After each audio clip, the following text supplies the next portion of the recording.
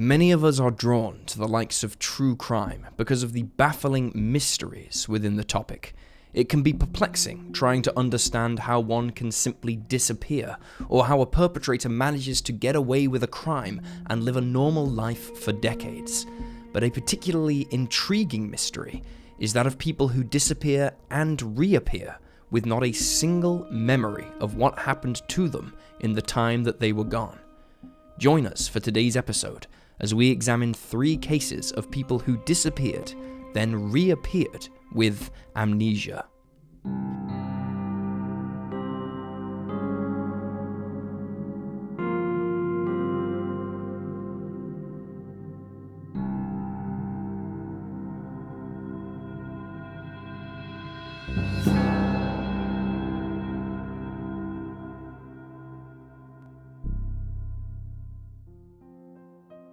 Pierre April. In May of 1992, a man came to on an empty stretch of the California coast. Weak and disoriented, he spotted a public telephone box in the near distance and realized that he could call for help. But as he reached it, he realized that he didn't have anyone to call. He would later tell Unsolved Mysteries, "Then I realized I couldn't phone anybody, and that's when I realized I didn't know anybody, including me. Those first few minutes, you're literally nothing, and you feel so empty. It's very lonely and painful to be empty." The man returned to the beach in search of his belongings, hoping for an ID card that could tell him who he was, and maybe even a contact number or 2. He had woken up next to a duffel bag and assumed it was his. Inside a shirt, he found a library card for the Boston Public Library. On the back, the name Pierre April had been handwritten. He assumed that this must be him, and so he adopted the name. With only the duffel bag and a crumpled handful of bills totaling $17, Pierre headed for the road in search of a lift. He wound up in San Diego 3 days later because he had had vague memories earlier of being in the city. However, when he arrived, the answers didn't fall into place in the way he had hoped and expected. He recalled, "I was so sure this city would bring everything back, and it did not. I saw downtown and said nothing. I looked at the buildings and they meant nothing, and I walked the streets of the city for a long time." A bus driver later gave Pierre a free lift to the St. Vincent de Paul homeless shelter. For months, he underwent examinations by professionals, but no cause for his memory loss was ever established. Despite this, doctors theorized that it was likely he had suffered from trauma-induced amnesia, and he spent his time at the homeless shelter looking for fragments of the life he used to have. He soon learned that he had a good knowledge and understanding of subjects like maths, physics, and IT. He was also able to learn to play the guitar in a matter of hours, suggesting that he had some kind of musical skill or background. When the famed TV show Unsolved Mysteries began covering Pierre's case, they brought in a police sketch artist who penciled the portraits of 2 people he believed were an important part of his past. He thought the first was a man named Luke, who was possibly his cousin and used the nickname Curly. The other was a woman he thought had once employed him. Her name was possibly Carol. Pierre's episode aired in September 1992. The night that it did, a woman named Carol reached out, claiming she was his co-worker, and stated that his name was indeed Pierre April. It turned out that Pierre had 2 sisters, and that his parents lived in Montreal, Canada. He had been missing for around 5 months at the time of the episode's showing. Shortly afterwards, Pierre was put in touch with his father, and he asked him to send over family photos and other identifying documentation. After he received it, Pierre stated that his memories started to return. He later reunited with his family, and has since gained back all of his memories. Danny Fillipidis. 49-year-old Konstantinos Danny Fillipidis was a firefighter living in Toronto, Canada, at the time of his disappearance. On February 2nd, 2018, he was at the Whiteface Mountain ski resort in New York State with his friends when he told them that he planned to grab his phone from his car, parked at the bottom of the mountain. He subsequently skied away and never returned. At closing time, his friends reported him missing. Danny was married with children. It was unlike him to have wandered off without notice. According to an employee of the resort at the time, Many times a week, somebody says they're missing a friend, and there's usually a simple explanation. However, this one just didn't go that way. Over the next few hours, ski patrols and Department of Environmental Conservation forest rangers began searching the area for the missing firefighter. They remained out in the bitter temperatures until 4 a.m. before retiring temporarily, but the weather subsequently grew bleak, bringing frigid cold temperatures and snow. Still, as word of Danny's disappearance spread, over 100 volunteers, including his colleagues from Canada, arrived to help comb the surrounding mountainside in search of answers. The resort stayed open with the idea that allowing the public in would give investigators more eyes and ears to work with. Eventually, the New York State Police and both Border Patrol and Homeland Security joined the search. Helicopters, drones, and scent dogs assisted. But despite all of it, the whereabouts of Danny remained a mystery. Matt Levinson, who was in charge of safety for the operation, observed, "I'm thinking this is just not right. We've never not been able to find someone on this mountain. It's not like going off Mount Marcy into Panther Gorge." For 6 days, Danny's family and friends prayed for his safe return. And then, suddenly, there was news. The 49-year-old called his wife. He was at Sacramento International Airport in California. According to the Sacramento County Sheriff's Department, Danny was dazed and confused.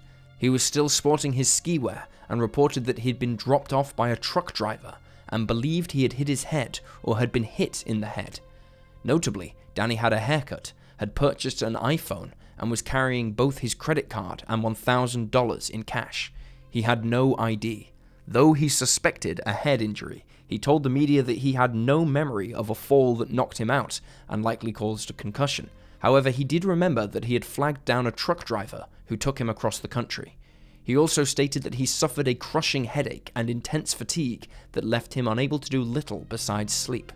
He stated, "I went down, and the next thing I knew I woke up cold, sore." He said that after hitching a ride, he woke up to the truck driver telling him he was in Utah, over 1,800 miles from Whiteface Mountain. Although investigators searched for the truck driver who had taken him across the country, they were unable to find the individual, and that person has never voluntarily come forward. Danny remembers very little about the 6 days he was missing. A brain surgeon at Toronto Western Hospital's Canadian Concussion Centre, Dr. Charles Tater, told CBC News that Danny's story is likely a result of amnesia that occurred following a concussion. However, he added that he'd need to speak to the firefighter directly to gather more information and get a better sense of what happened. Dr. Tater noted that it could be a combination of retrograde amnesia, which removes his memories from before the head injury, and anterograde amnesia, which removes those after the head injury. He stated, "It happens maybe in 10% of cases of concussion that there is a period of amnesia." He also added, though, that Danny's case is highly unusual. Most memory loss episodes can be a few seconds or a few days long. It's not normal for such episodes to occur for more than 48 hours. Another expert, Dr. Jennifer Ryan, a senior scientist at the Rotman Research Institute at Baycrest, Toronto, said she suspected that a psychogenic or dissociative fugue was more likely to blame. Fugue states can be triggered by head injuries, traumatic events, or even emotional disturbances, which she stated can effectively short-circuit the memory.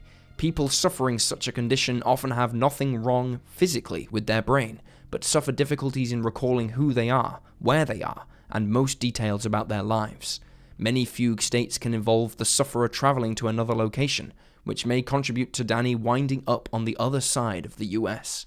Dr. Ryan added that the memory usually kicks in for such people when they arrive at the new location. As of 2022, Danny has not regained his memories of the 6 days he was missing.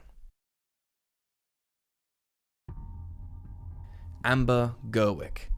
Amber Gerweck was born Amber Seeger in 1978.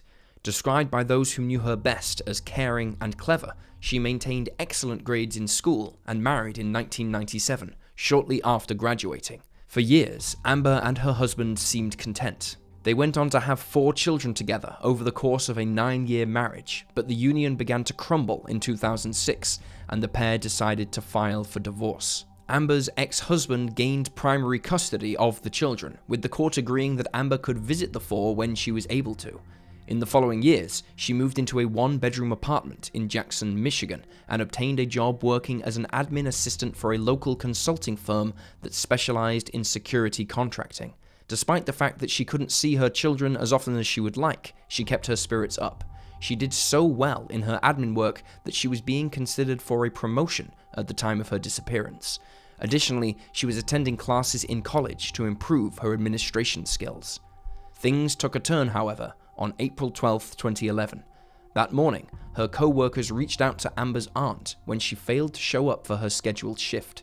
The 33-year-old was very punctual and would always let her colleagues know if she was running late or unwell, so they became concerned when she was a no-show and didn't contact them. Amber's aunt subsequently called her mother, who noted there was nothing amiss during their last conversation on April 9th. Still, the family visited Amber's apartment to check on her.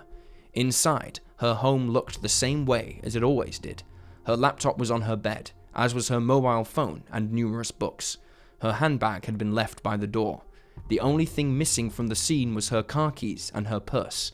There were no signs of forced entry, a burglary, or an altercation. With no way to get a hold of her, and worried for her well-being, Amber's family contacted the police and filed a missing persons report. Her vehicle was discovered the following day in a supermarket car park in Tunnel Hill, Georgia, around 600 miles away from her apartment, but only about 30 miles from her parents' home.